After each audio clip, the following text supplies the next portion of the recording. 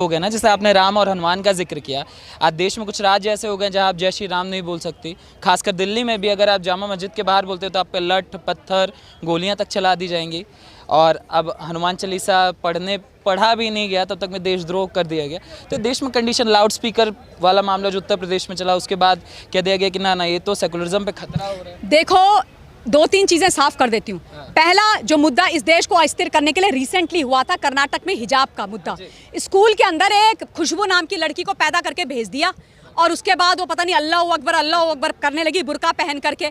इन लोगों को ये पता नहीं है कि स्कूल में यूनिफॉर्म कब से है, और यूनिफॉर्म स्कूल में इसलिए होती है ताकि वहाँ पर हीन भावना विद्यार्थियों के मन में ना आए। हो सकता है मैं बहुत गरीब हूँ, ये बहुत अमीर हूँ, ये बढ़िया कपड़े पहन के आए, मैं फटे पहन के आऊँ, हीन भावना होगी ना। यूनिफॉर्म स्कूल में होने का एक कारण है, वहाँ पर कोई भी किसी भी प्रकार का कोई रिलीजियस वस्त्र पहन के नहीं जाया जा सकता। वो जब धर्म उसको मतलब स्कूल को इन्होंने धर्म में बांटने की कोशिश करी, वो मुद्दा इनका खत्म हो गया।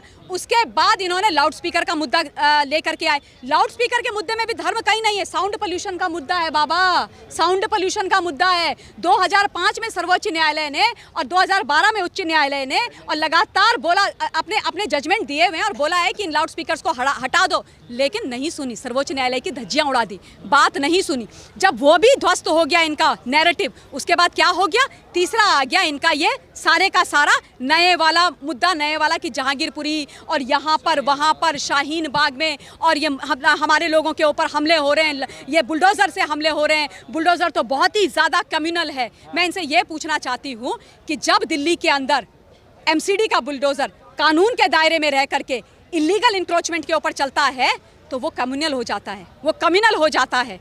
वही बुलडोज़र, सोनिया जी का बुलडोज़र, राहुल का बुलडोज़र राजस्थान में अलवर के अंदर 3-3 मंदिरों पर और लोगों के घरों पर चलता है तो वो सेक्युलर हो जाता है। क्या परिभाषा है इन छद्मवेशियों की, सेक्युलरिज्म की? क्या परिभाषा है इन लोगों की? इन लोगों को लिटरली शर्म आनी चाहिए। लेकिन मैं एक चीज़ और साफ कर देती हूँ, हाँ याद आया, मैं भूल जाती हूँ, याद आया, कल 108 विद्वान निकले इस देश के, 108 ब्यूरोक्रेट्स। उन्होंने चिट्ठी लिखी मोदी जी को, ओपन लेटर। ये नया ओपन लेटर लिखने का ना इनका नया ओपन लेटर, अवार्ड वापसी, तख्ती गैंग, मानव अधिकार गैंग, सारे के सारे पैदा हो गए 2014 के बाद से। क्यों? क्योंकि ये देश स्थिर होने लगा। क्यों? क्योंकि इस देश में विकास की बातें होने लगी। क्यों? क्योंकि इस देश के अंदर एक गरीब का बेटा प्रधानमंत्री बन गया। इनके छक्के छूट गए, क्योंकि इनके हिसाब से तो राजसी परिवार वाले जो है ना, वही प्रधानमंत्री बन सकते हैं। जो लोग गरीब हैं, अगर वो प्रधानमंत्री बनने लगे तो कल को रिक्शा चालक बन जाएगा, कल को कोई फल बेचने वाला बन जाएगा, तो बिल्कुल इनका क्या होगा? तो जैसे ये सारी चीजें हुई तो देश को अस्थिर करने के लिए ये सारे गैंग निकल के आए। वैसा ये गैंग कल निकला। 108 लोगों ने चिट्ठी लिखी कि मोदी जी, इस देश के अंदर ना पॉलिटिकल हेट हो रही है और माइनॉरिटी एंड खासतौर पर मुस्लिम्स के ऊपर अत्याचार हो रहा है, आप कुछ कीजिए मोदी जी। और उसमें कौन है? दिल्ली के एक्स लेफ्टिनेंट गवर्नर नजीब जंग, एक हैं जो NSA हुआ करते थे मनमोहन सिंह के टाइम पर, मिस्टर मेनन, वो हैं, और तीसरे मनमोहन सिंह के प्रिंसिपल सेक्रेटरी हैं। ये 3 मुख्य लोग हैं। मैं इन लोगों से ये पूछना चाहती हूँ, तब आप लोगों की आत्मा सोई हुई थी? तब आप लोगों की आत्मा सोई हुई थी जब 66 में इंदिरा जी ने गोलियां संतों पर चलाई थी? तब आप लोगों की आत्मा सोई हुई थी जब 2008 में 20 बॉम्ब धमाके अहमदाबाद में मोदी जी जब वहाँ मुख्यमंत्री थे, उनकी अनष्ट की कामना से हुए थे? तब आप लोग सोए हुए थे? तब आप लोग सोए हुए थे जब 2007 के अंदर बनारस में हिंदू हमारे संकट मोचन के मंदिर में, कचहरी के अंदर बड़े बड़े बॉम्ब धमाके हुए थे। तब आप लोग सारे के सारे सोए हुए थे? तब आप लोगों को कम्युनल हार्मनी खराब होती हुई नहीं दिखाई दे रही थी? हेट की पॉलिटिक्स नहीं दिखाई दे रही थी? तब तो आप लोग महत्वपूर्ण पदों में बैठे हुए थे। तब बोलते हो mister Najeeb Jung, where are you sir? Hello, good morning, wake up sir. आप लेफ्टिनेंट गवर्नर रहे हैं यहाँ पर, आपकी नाक के नीचे रोहिंग्या, ये बांग्लादेशी, ये घुसपैठी, ये इंट्रूडर्स यहाँ आकर के बस गए, आपके आंखें बंद करके बैठे हुए थे। तब आप लिख रहे थे एक सोनिया गांधी और मनमोहन सिंह जी, रिमोट कंट्रोल प्रधानमंत्री जी को एक चिट्ठी कि ये क्या हो रहा है साहब, नहीं तो रिजाइन कर देते अगर आपकी बात नहीं सुन रहे थे।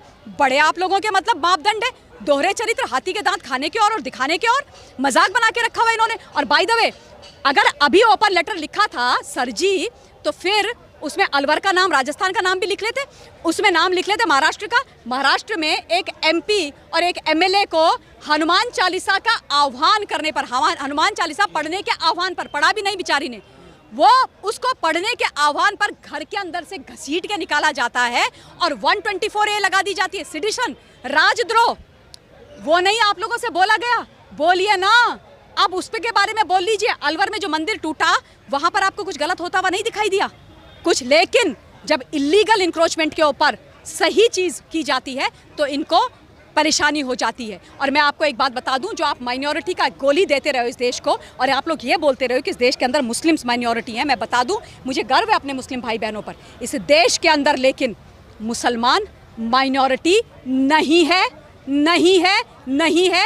माइनॉरिटी में भी मेजॉरिटी है। ये जो चूरन बेच रहे हैं ना आप लोग इतने सालों से, इसको बंद कीजिए। इस देश को धर्म के आधार पर बांटना बंद कीजिए। अगर आप कर सकते हैं तो कंस्ट्रक्टिव पॉलिटिक्स कीजिए, डिस्ट्रक्टिव मत कीजिए। नहीं तो सर अब आप लोग रिटायर हो गए, अपने घर में बैठिए और जो पेंशन दे रही है ना सरकार, उसमें खाना खाइए और सो जाइए।